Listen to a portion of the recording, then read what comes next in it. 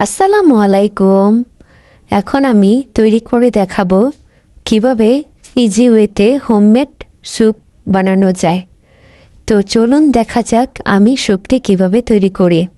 Pressure কুকারে পরিমাণ রকম পানি এবং কয়েক টুকরা মুরগির মাংস দিয়ে এতে দিয়ে দিলাম গরম মশলা এবং আদা রসুন পেস্ট।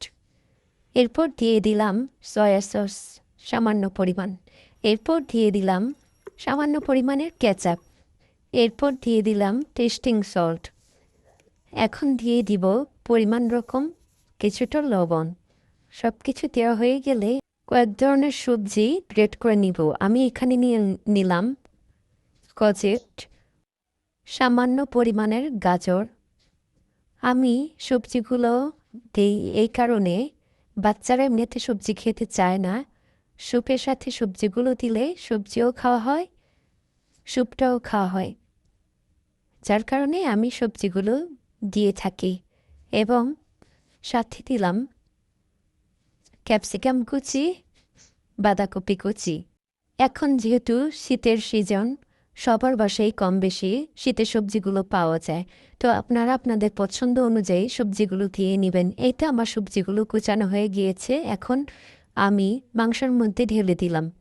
আমি যেহেতু প্রেশার কুকারে স্যুপটি বানাচ্ছি, প্রেশার কুকারে লিডটি লাগিয়ে 5 মিনিটের জন্য আমি বসিয়ে দিব।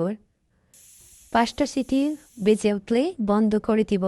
বন্ধ করে ঠান্ডা হয়ে গেলে এই তো মাংসটি আমি ঠিক এইভাবে হাত দিয়ে ছাড়িয়ে নিব। সবগুলো ঠিক এইরকম হলে আবার স্যুপের পানির মধ্যে মাংসগুলো দিয়ে দিব। দেওয়া হয়ে গেলে আমি ভালো করে মিক্স করে নিব। আমি এখানে একটি কাঁচামরিচ দিয়ে দিলাম ভালো করে এবং হ্যান্ড উইক্সের সাহায্যে ভালো করে মিক্স করে নিলাম। আমি পাত্রটি চেঞ্জ করে নিয়েছি।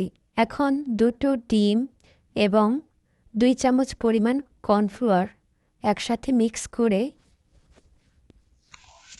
স্যুপটির মাঝে ঢেলে দিব।